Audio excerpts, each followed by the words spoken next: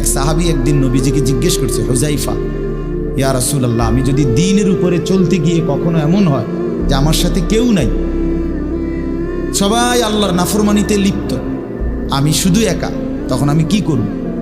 আল্লাহর নবী সাল্লাল্লাহু আলাইহি সাল্লাম বললেন, ওয়ালাউ আন তাআদ্দা বিআসলি শাজারাতিন, প্রয়োজনে তুমি একটা গাছের গোড়ালি শিকড় কামড়াইয়া ধইরা পড়ে থাকবে একা, তারপরও দিন ছাইরো,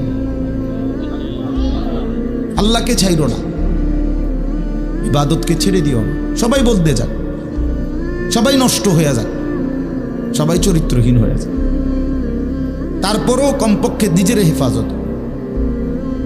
রাসূলুল্লাহ সাল্লাল্লাহু আলাইহি ওয়াসাল্লাম বলছেন, মানুষের মধ্যে অন্যায়, নাফরমানি, মানুষের মনের চাহিদা, খেয়াল খুশি, খামখেয়ালি, এগুলো যখন বেড়ে যাবে, আল্লাহর নবী সাল্লাল্লাহু আলাইহি সাল্লাম বলছেন, ফাআলাইকা বিখাসাতি নাফসি, শুধু তখন নিজেরে আঁকড়ায় ধরো, ও দাইল আওয়াম, যাও, না পারলে মানুষের ছেড়ে দাও যে আমি আর পারলাম না, কিন্তু কমপক্ষে নিজেরে নষ্ট করো।